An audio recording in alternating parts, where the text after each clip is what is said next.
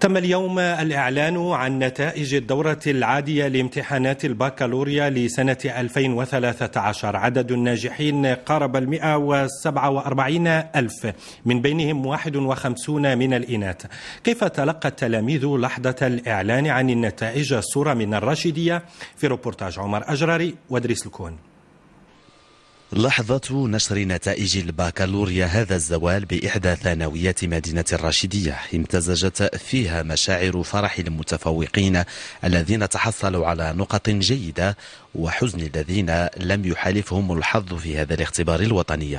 نجحت بالموسيون تري بيان، إذا شرفتني وشرفت عائلتي، وهي كتعبر على العمل الكاد اللي عملت به. المهم كنهنئوا الجميع اللي نجح، كنهنئوه اللي ما نجحش يستدرك، ماشي مشكل. الحمد لله. المهم واخا لا موين ماشي ثالث معايا، والحمد لله. المهم ان شاء الله يكمل الله بخير وندخلوا لشي ايكول. وقد احتلت نيابة إقليم الراشدية المرتبة الأولى على صعيد جهة مكناس تفيللت بنسبة نجاح فاقت 47%. إذا وهذو من النتائج اللي كنا كنتظروها، وهي مشرفة للإقليم، وكنتمناو إن شاء الله من خلال الميزات اللي يحصلوا عليها التام ديالنا بأنهم يولجوا المعاهد العليا والمدارس العليا إن شاء الله.